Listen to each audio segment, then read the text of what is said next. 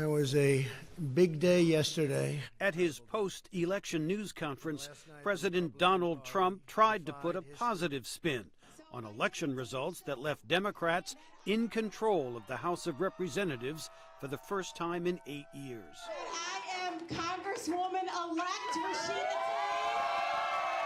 This was a great victory for us. And again, from a deal-making standpoint, we are all much better off the way it turned out. Because I really believe if the Democrats want to, we can do a tremendous amount of great legislation.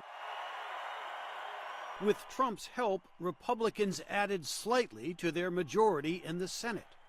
But Democrats are already pointing to this year's election returns as a warning sign for the president as he prepares for his re-election bid in 2020. Senate Democratic leader Chuck Schumer. Republicans lost women, minorities, and suburban voters across the country that by such margins that should worry every Republican candidate in 2020 and President Trump. Trump was a key factor in this year's midterms for voters in both parties, says analyst John Fortier. Donald Trump did very well in red states and in rural places and smaller cities, but Democrats really built their victories on the waves of the suburbs, where more educated white voters came out strongly against him.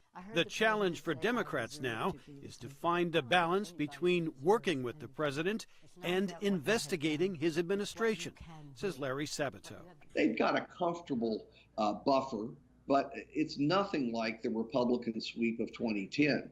And if Democrats don't remember that, they're going to be in power for 2 years in the House, and then Trump will get reelected and bring the Republicans back in. Democrats won some key governor's races in the upper Midwest this month, and that could help them in the 2020 presidential race, says Jim Kessler. Democrats broke through in the states where Trump had broken through in 2016. In Michigan, in Wisconsin, and Pennsylvania, Democrats nominated moderates for governor.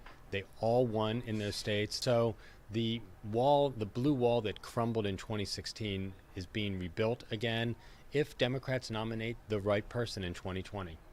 In January, Democrats will alter the balance of power in Washington by taking over the House.